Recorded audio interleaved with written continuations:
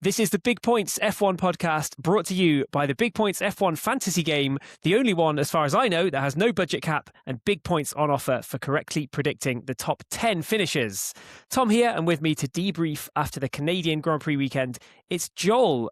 Joel, how are you doing? Did you score well across the Canada weekend? I don't know if anyone in our league scored like overly well other than Geraldine, who had some great picks in the back half of the top 10 grid. But to be honest, I think I came out with 10 points, and that's probably not bad. Double figures, you will take it, especially when there are some big name retirements near the top of the order. It makes it, maybe some of your racers shuffle into the right positions, but usually they seem to shuffle out of the right positions when that happens. Never mind. Kimi Antonelli took a fourth straight win in Canada. Hamilton and Verstappen completed the podium, a generational podium maybe, and after a bit of a mixed up race, Gasly, Sainz and Behrman were 8th, 9th and 10th, which is where they score small points, but we potentially score big points for getting them right if you get any of those midfielders. Did you get anybody in the right position this weekend? No, I don't think I did. I think I was just getting all my points from the top 10 aspects of the race. I know that, it's funny because, like Kimi Antonelli, like 3 races in a row wins before, finishes like second in qualifying, and yet only 4 people out of 20 in our league picked him for the win. So I feel like that might be something that's going to change going forward now. Feels like there's definitely a reordering of the Mercedes hierarchy going on at the moment. Yeah, definitely. That is what we're here to talk about, really. It's called Big Points. What kind of big opinions, what big points do you have from the Canadian Grand Prix, assuming that, none of us scored big points in terms of the game, but in terms of opinions, maybe? Yeah, well, I think it's a big turning point at Mercedes for the year. I mean, I think obviously with Kimi outperforming George in most races so far, be very frustrating for George. He put it on pole for Canada, had a great weekend other than, not finishing the race. I think there's probably an interesting divide, and it's a generational divide. Gen Y versus Gen Z. I feel like George must be feeling a little bit slighted by the whole situation. Not that it's Kimi's fault. It's just that the kid can do no wrong. And I think that's, it's something that's interesting, like George put it on pole. He probably, went away, drafted up a 14-page PowerPoint on how he was going to win the race. And Kimi was probably just chilling, wondering if Montreal had good pizza. I think the piece there is just that it all just seems to be going right for Kimi at the moment. And for George, it's just the opposite. There's a lot of people online who seem to be loving that. I think George is, he's not one of the most popular drivers, I would say, outside of the UK. A lot of people really enjoying the Kimi Antonelli, not rookie year, but, second year, the sophomore phenomenon, Kimi Antonelli right now. My point is actually on something similar for this pod. It is that Russell's battery failure from the lead of the Canadian Grand Prix was at probably the worst possible time for him, not just for the fans in Canada, the fans watching on TV as well, who were denied a classic battle.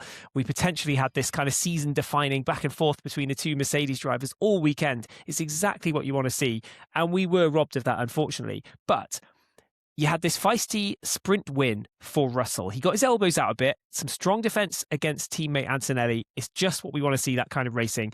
Brilliant. Whatever you thought of whether there should be a penalty or not, it was just the kind of racing we want. Kimi's on this incredible run of success. I think after the sprint win, George Russell had a chance to kind of knock him off his perch a little bit, maybe take him off his stride at least if he won again on Sunday. Maybe we would have seen the unraveling of Antonelli a little bit there. Another reason it was the worst possible time, I think, is that Antonelli can now kind of level up. Like, he's seen George Russell with the elbows out. It's kind of this reminder for Antonelli, okay, my teammate's going to be really bold and brash this season. He's going to do everything he can to beat me. Antonelli's seen that, and he's got the chance to kind of level up from it, even with another win in his pocket. And the Mercedes engine potentially is not going to be quite the same. The level of dominance maybe is not going to be quite the same from now on. The compression ratio issue that we saw at the start of the season, apparently from Canada, no longer. From Monaco onwards, it will not be the advantage that it once was, and that makes it really interesting to see how things pan out next week. Yeah. Oh, 100%, I think. And you're going from probably one of the best overtaking tracks on the calendar to the worst. And so elbows out is going to mean a different thing in Monaco for sure. It's interesting because I think you could draw comparisons to this is the Oscar Lando battle from last year. And, but I think this has a different flavor about it. I think there is like, a little bit more bitterness in the George situation here of, he's done the hard yards. He, came up as a rookie, did the back, the back of pack driving through Williams, and even seeing Hamilton on the podium this week, former kind of teammate as well, would have just been more salt in the wound. So I think for George, it's kind of just trying to keep the emotions in check. You saw him, throw out the headrest, and Red Bull rightly called him out on that after comments he had made against Max, earlier in the year. I think it's going to be a George needing a reset and a new approach and maybe a different mindset going into the rest of the season. But, because at the moment, I think there's probably, he keeps that face, and you're right. I don't think he is the most likable driver on the grid. I think some of that comes from him being, he's British. He's got a little bit of the pompous kind of, accent and attitude, and people don't necessarily really relate to him. And so seeing like a young up and coming, Italian firebrand in Kimi coming through, I think that appeals to more people. So yeah, but it'll be interesting to see what transpires, especially in the next race. Overtaking is going to be difficult. But, I'd expect that the Mercedes would be pretty close together on the grid. I'd say that's the one thing that they're very consistent on. They always seem to qualify around each other. It's not like we have a Red Bull discrepancy where there can be 5 or 6 places in between. They're always thereabouts. Kimi always has this, tendency to not start the race well, but it hasn't seemed to matter. Like he's still come back, he still makes the overtakes. But in, the hardest race for overtaking on the calendar, are we going to see, the Mercedes come together on the occasion? Like I think last year when the McLarens did it at Canada, right? Absolutely, yeah. The only thing I can say for George Russell this weekend, obviously he won the sprint, that was for him. The weekend then didn't pan out his way at all with the retirement from the lead. The only positive I guess that he can take is that he was in the lead. He won the sprint, he was in the lead. He can, in his own mind, say that he was on course for victory on Sunday in what would have been a potentially momentum shifting weekend. But this is a George Russell track as well. And the fact that Kimi Antonelli was so close, so racy with George Russell on a Russell track, it really bodes well for the young Italian. It makes me think back to kind of maybe the Jenson Button days in the Brawn, when he just went on this unbelievable run at the start of the season. And even though the Brawn then dropped off throughout the rest of the campaign, it didn't actually matter. Jenson Button was finishing sort of 5th, 6th, 7th in races once all the other teams with bigger budgets overtook Mercedes. Other teams with bigger budgets won't be overtaking Mercedes this year, but even if their development slows down, Button had a big enough cushion, big enough winning run at the start of the season that nobody could ultimately catch him. It was Vettel who got closest, I think, in the end back in 2009. But that might well be happening now for Antonelli. He's laying down the foundations of an uncatchable lead. Of course, he's not uncatchable at the moment, but when does this run of dominance stop? Russell needed it to stop now. Instead of stopping now, he got no points. Antonelli got a whole bunch of points, and it is it's just a massive swing in the favor of Antonelli. You said Russell, what you were saying about Russell not being necessarily the most likable, that had some elements of the Norris title charge last year. What other similarities can you see between sort of Russell Antonelli now and maybe Norris Piastri last season? Yeah. Well, I think, as you say, this is far from over. I mean, we are really, we've missed 2 rounds in the season so far, and we saw the hot streak with Oscar last year where he was very dominant for a period of 6 or 7 races, but it didn't work out in the end. It's a long season. So it's definitely not over for George. I think the thing that George would have found the most unacceptable about the Canadian Grand Prix is that he just didn't finish the race. That's an unacceptable result. Losing to his teammate again, that would have been a dent in the ego.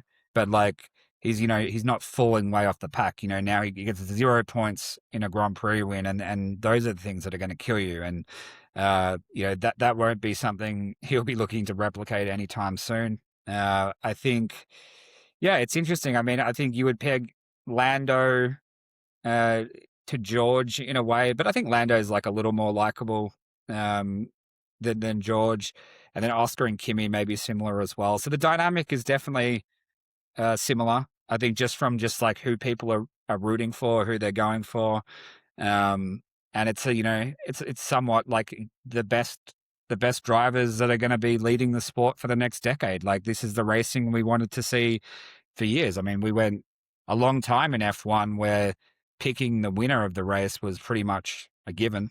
And now we're kind of into this phase where it's like it could be anyone. At the moment, yes, Kimi is dominating, but like we don't necessarily see that domination through every session of a weekend now. No, it's close. It's exciting. There's plenty of overtaking. I think it was even 4-1 going back to the Piastri Norris thing last year. I think Piastri was 4 races to 1 ahead against Norris. Antonelli's now 4 races to 1 in terms of wins ahead against Russell too. It's a bit early in the season for it to be the same kind of pressure release that it seemed to be for Norris when he had his retirement last year. I remember at Zandvoort, he went out, and that was this kind of moment where he thought, right, well, I'm on the back foot in the championship hunt. I'll just give it my all. I'm sure Russell will try and do the same, but it's maybe a little bit early for that. He's still definitely going to be feeling the pressure. And talking about the overtakes, though, the biggest ones of the weekend, maybe the failed overtake attempt at turn 1 in the sprint between Antonelli and Russell, who stayed ahead, and then the overtake around the outside into turn 1 from Hamilton on Verstappen on Sunday. A lot of overtaking, a lot of exciting racing. We heard Hamilton and Verstappen saying, like, the tow you get down that back straight is just massive. Yeah, the battery issues do need to be ironed out, but it seems like chassis-wise, the cars are providing real entertainment this year, and I know things take a bit of getting used to, but I, for one, am loving seeing the cars pass regularly. F1 fans, we wanted overtaking. The FIA wants overtaking. Big point scorers, we want overtaking to get some points in the bag as well. At the moment, I'm really enjoying it. Oh, 100%. I think it's a fan's dream at the moment. I mean, we all know that, the bad news and negative news travels much faster than positive news. And, as soon as a driver makes a complaint about something, it blows up. And that's the clip that goes viral for the weekend in the situation. But in terms of the overtaking, the back and forth, the adding of strategy of when on a lap to overtake, and realizing, you got to preserve some of your battery if you need to defend in the next corner. It's like a whole new style of racing. And some people will hate that. Maybe the traditionalists will hate that. But, as someone who's watched F1 for, probably 20 plus years now, over 20 years, back to high school for me, I remember races with no overtaking, barely. And, like that was a rare thing. And we need, I think, the action and the interest, and it adds a lot more to the race. And I think the overtaking piece, it introduces, a higher requirement for that skill. And, we see people getting creative with it, overtaking in spots where, maybe it's not so obvious to overtake anymore because it's, the easy overtaking spot is followed by another easy overtaking spot. So you get that switch back and forth. But I think people love it.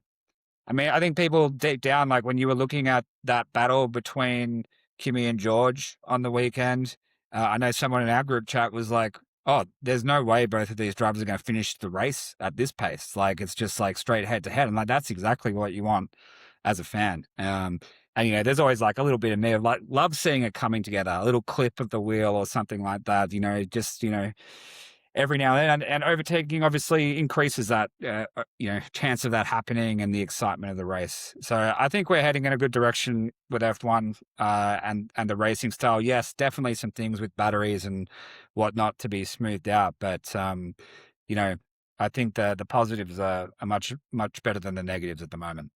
I think MotoGP fans will hate me for saying this, but it reminds me of sort of peak MotoGP racing where once a move is done, it's not done. There's still the rest of the lap. There's still plenty more turns. You can't just easily shake off the person you've just overtaken. And for me, that is really adding a lot of interest. I saw a lot of Verstappen fans, at least, saying after Canada, yeah, but he just didn't have any battery left and Hamilton had loads of battery, so he could do this great move into turn 1.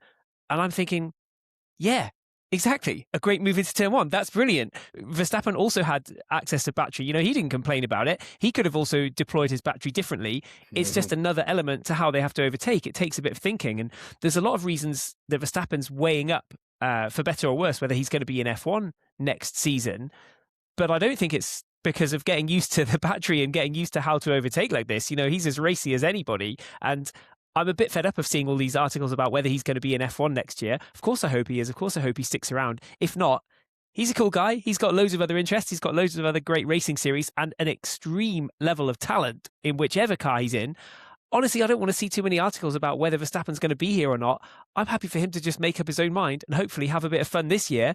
And I'm sure he did enjoy it, being on the podium in the end with Hamilton and Verstappen. He might not be competing for a title, but hopefully he's getting to enjoy the cars and just give us all a good show for the rest of the year. 100%. And I think if this year has shown anything with Kimi so far is that there's new, exciting young drivers coming up through the field, and the more opportunities you give them, the better it's going to be. So I agree. I think, Verstappen does enjoy complaining. He has been a bit of a vocal, outspoken proponent, but he's not bigger than the sport. And yes, it would be a big story and a big deal if he left F1. But everyone leaves at some time, and the train keeps rolling, the car keeps driving, nothing really stops, and no one driver is going to kind of stop the progress of F1 here. It's just going to continue to grow, and so there's still big names in F1, and I think you argue that like maybe it doesn't suit him anymore, but he's one of the most prolific overtakers on the grid every week. Getting past people and that kind of plays well into his hands. He's good at that. He would, I'm sure, love to be starting, further forward on the grid so he doesn't have to do that. But I just don't think, the Red Bull car has the race pace over the journey to do that. From a possible exit to a definite introduction next year, did you see the Gucci F1 team are joining? I did. Love that. Yes. Alpine teaming up with Gucci. I love that. I think there was kind of some mock-ups of a cover of a car, and it had very, Venezia FC vibes about the whole thing and the color scheme. So that could be just the uptick in the vibe of what Alpine needs to look a little better, to look a little sexier. Just got to get the stuff under the hood working a bit better. Flavio Briatore. I've seen the memes already of Flav in like full Gucci tracksuits and stuff. Honestly, if I think of brands and Formula One, like I don't think I could resonate less with a brand than Gucci in all honesty. And that's, there are other designers that I do resonate with a bit more, but not really Gucci. Yet I imagine their car is going to look absolutely slick from what we've seen already. That does seem to be the case. And it's going to be one of those teams maybe that's just really fun for the drivers, even if they're not competitive. Their media stuff is going to be absolutely on point next season. So I'm looking forward to it. Yeah, I agree 100%. I mean, it's almost a bit of a nod to the old time glamour of F1 and the glory days. And I think it plays well into, your Monaco, perfect timing around the Monaco Grand Prix to be announcing stuff like this. Very good point. On the point of Monaco, we will leave it there for the Canada debrief. I'm looking forward to the Monaco pre-race pod. We'll look ahead to Monaco soon. But do you reckon with these cars, we're going to actually see overtaking in Monaco, given that there is quite a stark difference in speed? That's a real acid test for these new regulations, isn't it? Otherwise, it's going to be decided on Saturday again, like it has been for decades now. Yeah, it's the big question, I think. How the battery deployment changes the anatomy of the Monaco lap. So I don't have any answers for you on that. I wouldn't be foolish enough to even guess or predict what might happen there. I would imagine in our league, our predictions are going to follow the qualifying grid pretty tightly. They probably will, but I'm very much looking forward to see that. If they probably will, but if we do see a Monaco Grand Prix packed full of overtakes, I think these new regulations might earn themselves a few new fans. Joel, thanks very much. That's been it for our Big Points F1 Canada debrief. It's been great to chat. I look forward to getting back in touch around the Monaco Grand Prix. Cheers, Tom. Awesome work.